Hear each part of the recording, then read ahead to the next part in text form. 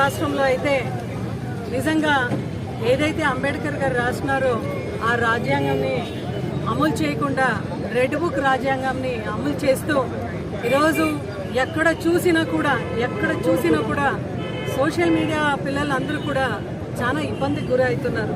ఎందుకంటే రాజ్యాంగంలో అయితే రాసినారు the freedom for press, freedom for speech, freedom for press అనేది కూడా మనం చూసినాము. అయితే ఈరోజు ఆంధ్రప్రదేశ్ రాష్ట్రంలో అయితే ఎవరైతే గొంతెత్తి ప్రభుత్వాన్ని ప్రశ్నిస్తున్నారో, ఎవరైతే నిజంగానే ప్రభుత్వం ఏదైతే హామీ ఇచ్చినారో, సూపర్ 6 హామీ ఇచ్చినారో ఎప్పుడు అమలు చేస్తారని గొంతెత్తి ఎవరైనా అడిగినా కూడా అరెస్ట్ చేసే పరిస్థితి మనం చూస్తున్నాం. మా సవితమ్మ గురించి మాట్లాడేదానికి నీకు కనీసం అర్హత కూడా లేదు. చంద్రబాబు నాయుడు గురించి మాట్లాడేదానికి అసలు మీ సీఎం జగన్మోహన్ రెడ్డి కూడా అధికారం లేదు. చంద్రబాబు నాయుడు ఉన్నప్పుడు మీ సీఎం గా సీట్ లో కూర్చున్నాడు జగన్మోహన్ రెడ్డి. ఏం మాట్లాడినాడు? కనీసం నరకండి, వాడిని తీసుకురాండి అని మాట్లాడినాడు. అప్పుడు ఏమన్నా మేము మంటిమే సంశిక్షణ లేనిది వైసీపీ గవర్నమెంట్. చంద్రబాబు నాయుడు ప్రభుత్వము సంశిక్షణ అయింది. మా లీడర్షిప్ ఉంది ఆయన దగ్గర. మా అందరికి కూడా లీడర్షిప్ నేర్పిస్తున్నాడు. మీ మాత్రం లీడర్షిప్ లేకుండా విచ్చలవిడిగా మేము చేయలేదు. ఇది బాగా గుర్తించుకొని పెనుగొండలో సందు తిరిగి 5 ఏళ్లలో మీరు ఏం చేసినారో ఒకసారి చూడండి. ఇప్పుడు మేమేం చేస్తున్నామో చూస్తురండి. నిజంగా చాలా బాధాకరంగా ఉంది. ఎందుకంటే పూర్తి స్వేచ్ఛతో, పూర్తి స్వతంత్రంతో ఈ ఒక దేశాన్ని నడిపించాలి అని అంబేద్కర్ గారు కలగన్నారు. అభినవ అంబేద్కర్ గా జగన్మోహన్ రెడ్డి గారు ఏదైతే సంక్షేమ పథకాలు, డెవలప్మెంట్ ఏదైతే చెప్తారో అవన్నీ పూర్తి గతంలో మీరు చూశారు. 19 నుంచి 24 వరకు పూర్తిగా మనము చేసినాం. ప్రజలందరూ కూడా ఆ రోజు చాలా హ్యాపీగా ఉండేవాళ్ళు. ఈ రోజు ఎందుకు మీరు చేయట్లేదు చంద్రబాబు నాయుడు గారు అని అడిగితే సోషల్ మీడియా వాళ్ళందరినీ కూడా అక్రమంగా అరెస్ట్ చేసి, అంటే పెనుగొండలో ఉన్న ఒక అబ్బాయిని తీసుకొని పోయి మళ్ళీ వైజాగ్ జైల్లో పెట్టడం, అక్కడి నుంచి మళ్ళీ నెల్లూరు తీసుకుపోవడం, ఇవన్నీ చేస్తున్నారు. నిజంగా ఎక్కడ కూడా ఫ్రీడమ్ ఆఫ్ స్వేచ్ఛని హరించే ప్రయత్నం ఏ ప్రభుత్వం అయితే చేస్తున్నారో నిజంగా వాళ్ళు అడ్రస్ లేకుండా పోయిండే ఒక సంఘటన కూడా గతంలో మనం చూసినాం. మళ్ళా ఈరోజు అభినవ అంబేద్కర్ గా జగన్మోహన్ రెడ్డి గారు ఇన్ని సంక్షేమ పథకాలు ప్రవేశపెట్టిన బీసీ శాఖ మంత్రిగా సవితమ్మ పెనుగొండలో ఎమ్మెల్యేగా గెలిచి బీసీ శాఖ మంత్రిగా ఉంటూ డీబీటీ ఎక్కడెక్కడ జగన్మోహన్ రెడ్డి గారు డీబీటీ ప్రెస్ చేసినారో, బటన్ నొక్కినారో వాళ్ళందరూ కూడా పని లేకుండా, వాళ్ళందరూ కూడా గంజాయికి, మద్యానికి బానిసైనారు అని సవితమ్మ చెప్తా ఉంది. నిన్నటి దినం వచ్చిరాని భాషలో వైఎస్ఆర్సీపీ జిల్లా అధ్యక్షురాలైనటువంటి ఉషాశ్రీ చరణ్ రెడ్డి కళ్యాణ్ దుర్గాన్ని అంతా కడిచేసి పెనుగొండ నియోజకవర్గంలో ఒక 2 సంపాదన మీద వచ్చింది. ఒకటి కియా పరిశ్రమ, 2 ఇసుక పెన్నా నది ఉందనే ఉద్దేశంతో, బాగా ఇసుక వ్యాపారం చేసుకుని వచ్చే ఉద్దేశంతో పెనుగొండ నియోజకవర్గానికి వచ్చింది. కానీ ఆమె అనుకున్నటువంటి కోరిక ఎక్కడ కూడా నెరవేరలేదు. ఇక్కడ ఉన్నటువంటి వాళ్ళ వైసీపీ ప్రభుత్వం, వాళ్ళ వైసీపీ పార్టీలోనే 2 వర్గాలు, ఒక వర్గం మీద ఒక వర్గము దాడులు చేసుకుంటూ, తీవ్ర పదజాలంతో దూషించుకుంటూ, ఆమెకు పాల్గొని పరిస్థితిలో ఎవరిని ఎక్కడ ఏం మాట్లాడాలనే పరిస్థితిలో ఆమె కొట్టుమిట్టాడుతుంది. నిన్నటి దినం మరి శంకరనారాయణ విమర్శించాలనుకొని మా సవితమ్మ గారిని ఏమన్నా విమర్శించిందేమో అని కూడా ఇది కూడా ఒకటి ఆలోచన చేయాల్సిన పరిస్థితి. ఈరోజు సవితమ్మకు ఒక ఛాలెంజ్ చెప్తున్నాం. నీ స్వంత పంచాయతీ రాంపురం అనేది ఉంది. నీ స్వంత పంచాయతీలో అక్కడ పోయి పంచాయతీ సెక్రటరీ దగ్గర పోయి లిస్టు తీసుకో. గత ప్రభుత్వంలో ఎవరెవరికైతే బెనిఫిషరీగా సంక్షేమ పథకాలు వచ్చిందో బెనిఫిషరీ లిస్టు తీసుకో. నీ చాయిస్ నీకే వదిలేస్తాను నేను. దాంట్లో 2 మహిళలు గంజాయికి బలి అయినారు అని నువ్వు ఖచ్చితంగా చూపించాలా. చూపించి నువ్వు ఏదైతే అసెంబ్లీ సాక్షిగా మాట్లాడినావో ఆ మాటని నీ ఒక పంచాయతీలో నువ్వు ఎక్కడున్నావో ఆ పంచాయతీలోనే నువ్వే లిస్టు తీసుకో. నీ ఇష్టం, నువ్వు ఎవరిని చూపిస్తావో మనకు చూపి. అమ్మఒడి తీసుకున్న తల్లులు గంజాయికి మళ్ళా మద్యానికి బానిసైనారా? లేదంటే రైతు భరోసా తీసుకున్న బెనిఫిషరీ ఆయన గంజాయికి బానిసైనాడా? లేదంటే ఏ సంక్షేమ పథకాలు వచ్చిన హౌసింగ్ కానీ, జగనన్న వసతి దీవెన, ఆసరా, చేయూత, ఇవన్నీ ఏ సంక్షేమ పథకాలు తీసుకొని చాయిస్ నీదే. నువ్వు ఖచ్చితంగా నిరూపణ చేయాలి. అధ్యక్షులు ఆనాటి ముఖ్యమంత్రి జగన్మోహన్ రెడ్డి కాలంలో ఆ ప్రభుత్వంలో గంజాయి అయితేనేమి, అదేవిధంగా మద్యం అయితేనేమి ఈ విధంగా రాష్ట్ర ప్రజలను బానిసలు చేస్తున్నారు అనే మాట్లాడింది. అందులో తప్పేం లేదు. సౌతమ్మ గారు క్షమాపణ చెప్పాలని చెప్పేసి ఉషశ్రీ గారు మాట్లాడడం మేము ఖండిస్తున్నాము. ఎందుకంటే ఈమె కళ్యాణదుర్గంలో కూడా అక్కడ అనేక దౌర్జన్యాలు అయితేనేమి, అక్కడ కార్యకర్తల పైన కేసులు అయితేనేమి, అక్కడ ప్రజలు చీదరిస్తే ఇక్కడ పెనవాడికి వచ్చింది. ఆమె ఇక్కడ స్థానికురాలు కూడా కాదు.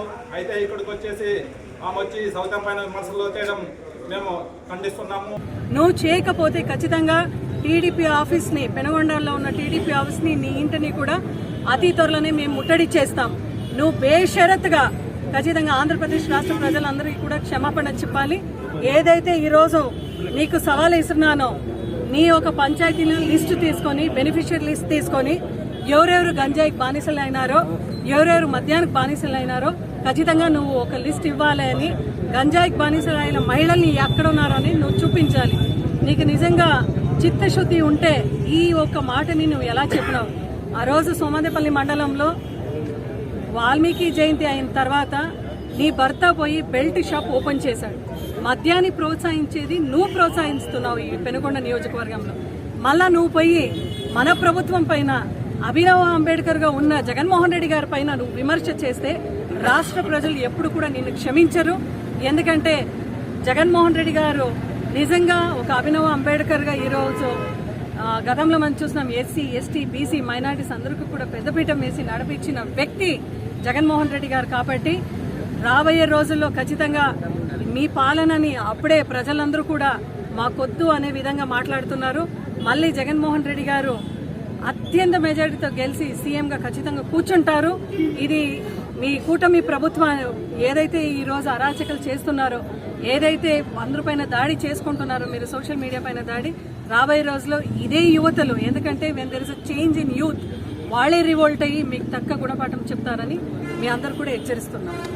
అది అందరికీ తెలిసిందే, ప్రజలందరూ చూసినారు నీ కథ. ఎందుకు నువ్వు ఇట్లా మాట్లాడుతున్నావు? 3 నెలలు పోతావు కర్ణాటకలోకి, ఒకనాడు వచ్చి ఇత ఏదేదో మాట్లాడిపోతావు. అది కాదు, ప్రజల సమస్యలు తీర్చాలంటే నువ్వు ఇత ఉండు. మీదో మాదో యా పార్టీ క్రమశిక్షణ గల పార్టీ అంటారో ప్రజలే బుద్ధి చెప్తారు నీకు. మనమేం చెప్పాల్సిన, మేము తెలుగుదేశం వాళ్ళు చెప్పాల్సిన పని లేదు. దొంగలెవరు, దొరలెవరు అనేది ప్రజలకే తెలుసు. ఎందుకంటే మీ పార్టీనే సైకో పార్టీ అంటారు. మా పార్టీలో అట్లా పనులు ఏంటివి జరగవు. చంద్రబాబు నాయుడు ఒరిజినల్లో, చంద్రబాబు నాయుడు క్రమశిక్షణ గల పార్టీని పెంచి పోషించినాడు. మీ అట్లా ఏడంటాడే దోసుకునేది, ఏడంటాడే ఏం కావాలో అది మీ చెల్లు, మీ పార్టీకే చెల్లు.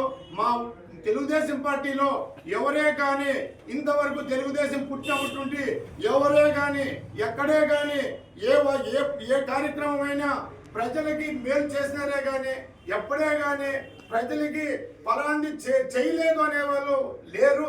దయచేసి మీ వైసీపీలో మీ కుమ్మలాట్లు, మీ పద్ధతులు అన్ని మార్చుకొని నువ్వు కూర్చోబెట్టుకొని 2 పార్టీలు ఒకటి చేసుకొని నువ్వు మాట్లాడితే ప్రతి ఒక్క పంచాయతీ తిరుగు. మేము వద్దని చెప్పలే. నువ్వు ఏ రోజైనా పెనగొండలో నువ్వు గెలిస్తే మా పార్టీలో మేమే నీకు ఏమిది కావాలో మేమే చేస్తాము. నీకు ఏం మర్యాద కావాలో మేమే చేసి పెడతాము. నువ్వు గెలిచేది లేదు, పోయేది లేదు. దయచేసి వేరే నియోజకవర్గం చూసుకుంటే బాగుంటుందని ఈ సభాముఖంగా తెలియజేస్తున్నాం. ముందు ఎట్లా జరిగింది, ఇప్పుడు ఏం చేస్తున్నామో మీరు ఫీల్డ్లోకి రాండి, గేర్లలోకి, అప్పుడు తెలుస్తుంది. మీరు ప్రజల్లోకి రాకోకుండా అనవసరంగా ఎక్కడో చైర్ల కింద ఏసీలో కూర్చొని మాట్లాడేది కాదు. ప్రజల్లోకి రాండి, ధైర్యం ఉంటేరా మాట్లాడదాము. సవితమ్మకి ఎందుకు సమాధానం చెప్పాలా? మాతో దగులు మేము మాట్లాడతాం. ఈ సమాధానము చాలేమ్మా, గమ్మున పో. నాయకుడు మన ప్రియతమ ముఖ్యమంత్రి నారా చంద్రబాబు గారి నాయకత్వంలో అభివృద్ధి పథంలో రాష్ట్రం దూసుకుపోతుంటే కుళ్ళుకొని కుషిద్ధంతో లేనిపోని వచ్చిరాని భాషలో ఈ ఉషాశ్రీ అనే ఆమె ఏం మాట్లాడుతుందో ఆమెకి అర్థం కాలేదు. నిన్నటి దినం మాట్లాడితే ఛాలెంజ్ అంటుంది. ఏం ఛాలెంజ్ అమ్మా అక్క నీ ఛాలెంజ్? ఈ రోజు నీకు దమ్ము ధైర్యం నీ బలగం ఎంతుందో తీసుకొని రా. ఒక తెలుగుదేశం పార్టీ పార్టీని ముట్టడిస్తామన్నాం. మేము నువ్వు యా టయానికి వస్తావో చెప్పు, మేము రెడీగా నీ స్వీకారాన్ని స్వీకరించడానికి రెడీగా ఉన్నాం.